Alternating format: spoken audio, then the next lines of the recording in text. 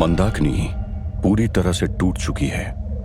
उसे यकीन नहीं हो रहा था कि वृंदा ने उस पर विश्वास नहीं किया और बाबा के सामने उसकी बेइज्जती की। मंदाकिनी को पूरा यकीन था कि वह आवाज गीतांजलि की ही थी। उसके टूटे हुए अहम का फायदा उठाने के लिए निखिल और अंजलि आधी रात में मंदाकिनी को ढूंढने जंगल में जाते हैं। अंजलि, तुम्हें याद है मंदाकिनी बार बार बोल रही थी गीतांजलि जिंदा है, और उसके जवाब में वृंदा ने कहा कि वो मर चुकी है। जिंदा होती तो हम लोग जिंदा नहीं होते। उसकी बातों में एक अजीब सा डर था, है ना? Something really fishy. ये आई थिंक सो टू। हो सकता है गीतांजलि को वृंदा और मंदाकिनी ने मारा हो। हाँ, शायद। तुम्हें गीतांजलि और देवराज के बारे में और क्या पता है? गीतांजलि और देवराज की मौत कैसे हुई थी? मैंने इंटरनेट पे सर्च किया और गांव वालों से भी पूछा था। बहुत सारी थ्योरीज है डूड। स्पेकुलेशंस वर देवराज ने अपनी बीवी गीतांजलि का मर्डर किया और जहर खा के खुदकुशी कर ली, क्योंकि उन्हें अपने बेटे की मौत और बीवी का धोखा बर्दाश्त नहीं हुआ। Some people also say that Gitanjali had an affair with some king of that time. So उन्होंने बेसिकली देवराज को बीट्रे किया। बहुत सारी कहानियां पता चली है मुझे तो। यार, ये गीतांजलि से काश मैं मिल पाता। बड़ी इंटरेस्टिंग कैरेक्टर है ये। अच्छा? Dude, this looks like a film. I will now have some stories to tell my grandchildren. क्या बताओगे? यही कि मेरा एक दोस्त था, उसने एक राजा का दूसरा जन्म लिया, और मेरी एक दोस्त थी यानी कि तुम, जो उसको बचाने निकली थी, और कैसे उनके grandfather, that means I, had helped them to save their life and bring out the truth to the world. वाह मेरे कहानी के हीरो। Jokes apart, इस सुसाइड और मर्डर वाली बात में कितना सच और कितना झूठ, ये सिर्फ हमें हमारा मोहरा ही बता सकता है। तुम तैयार हो? Yes sir. निखिल और अंजलि एक पेड़ के पीछे छुप जाते हैं और मन में मंत्र को दोहराने लगते हैं। मंत्रों की वजह से जोर से हवा चलने लगती है। मंदाकिनी जिस बरगद के पेड़ पर बैठी थी वो तेजी से हिलने लगता है और उसकी बहुत सारी डालियां एक साथ टूटने लगती हैं। मंदाकिनी एक झटके में पेड़ से नीचे गिर जाती है। अंजलि अदृश्य होके मंदाकिनी के सामने जाती है और उसके कानों में कहती है, मंदाकिनी, मैं वापस आ गई हूँ। कौन है तू? तूने मुझे नहीं पहचाना?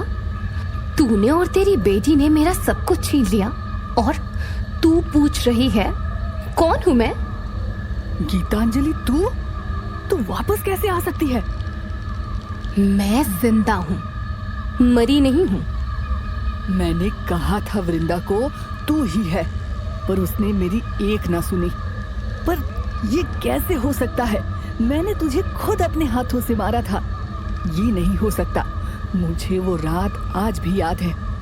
मंदाकिनी खुद ही सालों पहले हुए किस्से को अंजलि और निखिल के सामने बताने लगती है। किशन, किशन, किशन। हाँ महारानी साहब, बोलिए। किशन, मैंने कुछ नहीं किया। मैंने अभय को नहीं मारा है। तुम तो मेरा यकीन करो, मुझे यहाँ से निकालो। तुम्हारे पास चाबी है ना? खोलो इस काल कोठरी को। हम तुम्हारे आगे हाथ जोड़ते हैं। नहीं नहीं मालकिन, आप ये क्या कह रही हैं?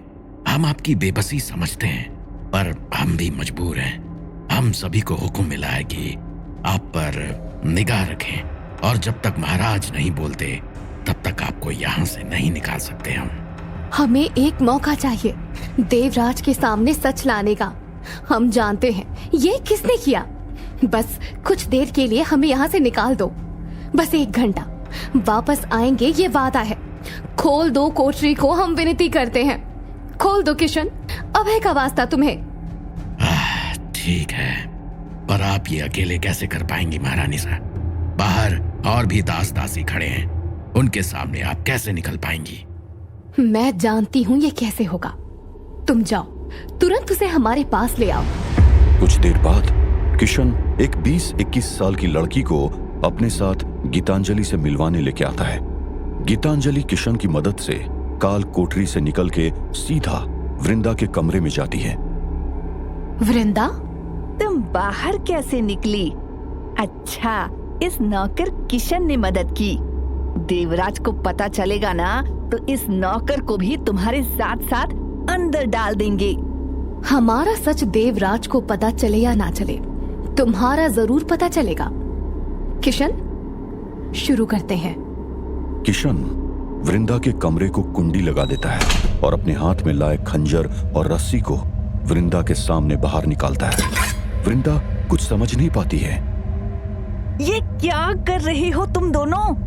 देखो, तुमने अगर हमें मारने की कोशिश भी की ना तो इसका असर बहुत बुरा होगा। गीतांजलि और किशन वृंदा को कुर्सी से बांधकर उसके मुंह पर टेप लगा देते हैं और चुपके से कमरे से बाहर निकल जाते हैं।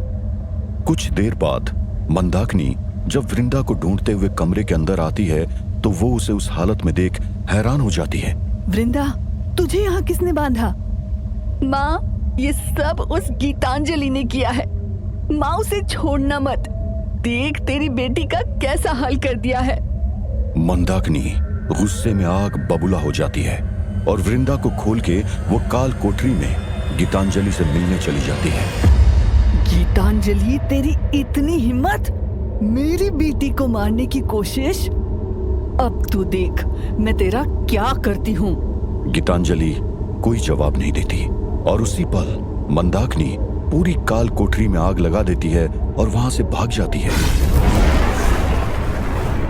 मंदाकिनी के मुंह से ये सच जान के निखिल और अंजलि चौंक जाते हैं। तभी एक बार फिर से जोरों से हवाएं चलने लगती है। निखिल और अंजलि जैसे ही पीछे मुड़ते हैं वो देखते हैं एक बेहद सुंदर लड़की जिसने रानियों जैसे कपड़े पहने हैं वो खड़ी है। कौन हो तुम? मैं रत्नागिरी की रानी गीतांजलि हूँ। अंजलि और निखिल कुछ समझ नहीं पाते। आप यहाँ कैसे? आप तो मर चुकी है ना? इतने सालों से मेरी आत्मा भटक रही है इंसाफ के लिए, मेरे प्यार के लिए, मेरे बेटे के लिए। हम जानते हैं आपको किसने मारा है। मंदाकिनी से हम बदला लेकर रहेंगे। आप चिंता मत करो, आपकी आत्मा को शांति जरूर मिलेगी। नहीं, तुम पूरा सच नहीं जानती हो अंजलि। उस दिन काल कोठरी में जब आग लगी थी तब उसके अंदर हम नहीं कोई और था। हमें मंदाकिनी ने नहीं मारा था। किसने मारा फिर आपको? गीतांजलि अंजलि और निखिल को उस दिन का पूरा बताती है। उस दिन किशन को हमने माया की काल कोठरी में बुलाने को कहा था। माया वृंदा की बहन और मंदाकिनी की बेटी है। माया, तुम्हें और किशन को हमारी मदद करनी होगी। तुम्हें यकीन है ना हम पर? हमने अभय को नहीं मारा है। हाँ दीदी, किसी और को हो या नहीं, मुझे है। मैं जानती हूँ आप ये कभी नहीं कर सकती हो। अपनी बहन और माँ से ज्यादा भरोसा मुझे आप पर है। बताओ क्या करना होगा? तुम्हें कुछ देर के लिए हमारे कपड़े पहन के इस काल कोठरी में हमारी जगह लेनी होगी। उस दिन अनजाने में मेरी जगह मंदाकिनी ने अपनी ही बेटी माया को जला दिया था।